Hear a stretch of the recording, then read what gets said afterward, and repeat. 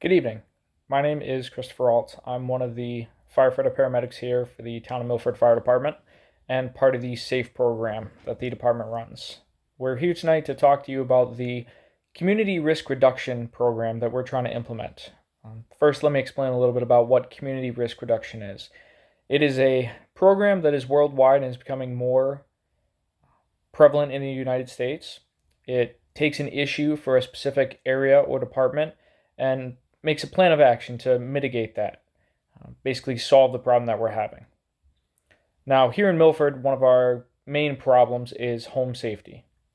We have a ever-changing dynamic influx with the population, with people that are English as a second language, especially in the home. This causes problems with school and at home, and with the cultural differences, makes home safety a big challenge.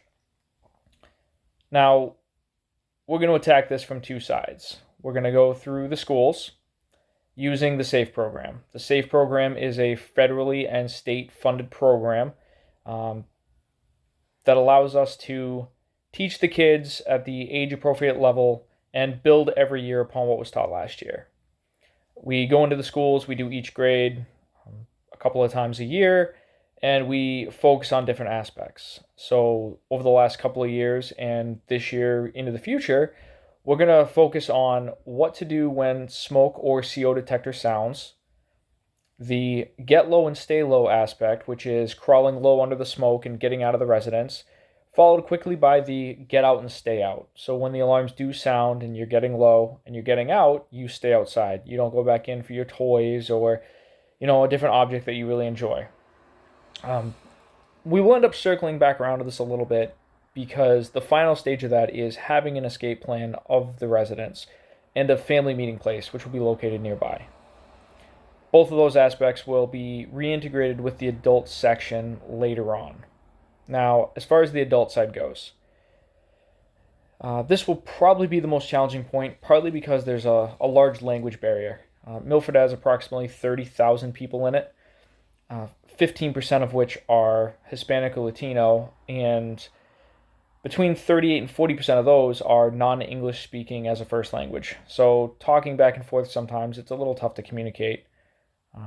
And with us, it's a combination of Spanish, Portuguese, Brazilian, which is also speaks Portuguese, and Ecuadorian, which is Spanish, but with a lot of their own twists. So it's not like we can focus on just one language and get everybody, on board with learning that or trying to expand our knowledge base. It's a wide variety. Now, with the adults at home, the cultural differences, occupancy is not a key concern of theirs. So they tend to have a large number of people living in a residence that far outweighs the occupancy limitations. This starts causing problems with your smoke and CO detectors, where they're located, how many there are, if they have the right type, if they're in date, making sure they're working. That leads you into the electrical aspect of home safety. Now, that's going to be not doing any of the do-it-yourself wiring projects that tend to occur, not just with this population, but any population, because everybody likes to save money, as we do too, and we'll discuss that as this goes along. But using extension cords and excessive power strips to plug things in. All of these are secondary motions that go with having a large occupancy in a small space. Now, along with that, there's going to be egress blocking.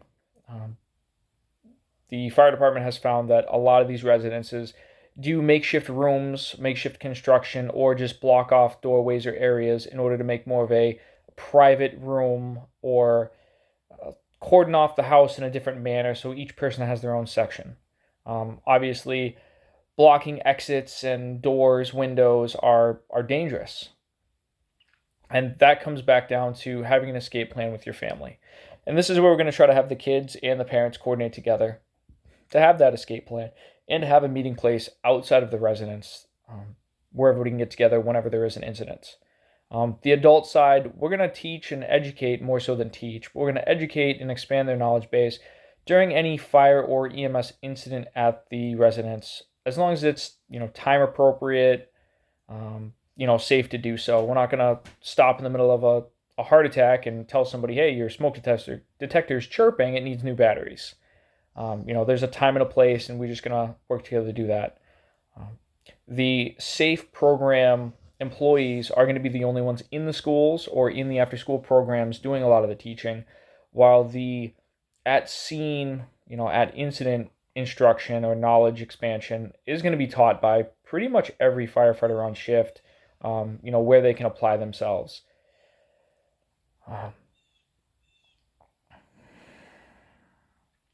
Budget-wise, luckily we do have the SAFE grant that comes to us every year, which covers the cost of putting the firefighters and equipment into the schools to do the education. We also received a grant this year for close to $40,000 for different materials. This is not SAFE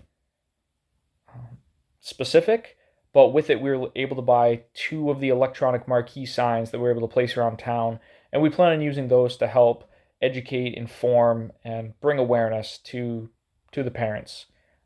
We're hoping to continue on having a close to zero budget as far as the town's concerned, so that's not actually costing the town any money. If we do notice that, budgeting or town money is becoming an issue, we're already going to be involving the Board of Health and the electrical wiring inspectors. We're going to work in conjunction with both those departments to make sure that codes and violations and any changes do need to occur.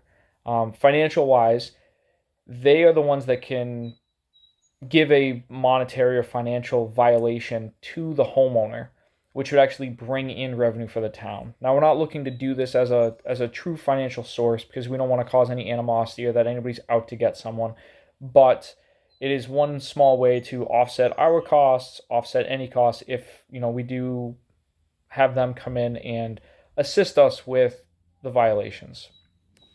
Overall, we're just trying to improve home safety. We've noticed a small trend over the years of fires in the homes, kitchen fires, small electrical fires, just a slowly increasing amount, and it seems that home safety is kind of being left by the wayside. And we're hoping that by implementing this program, using the children, talking to the adults, getting everybody together in a family to work together, that we're going to decrease the fire safety risk in the homes and hopefully bring the overall town safety rating up. I appreciate your time tonight. We'll take any questions. Thanks.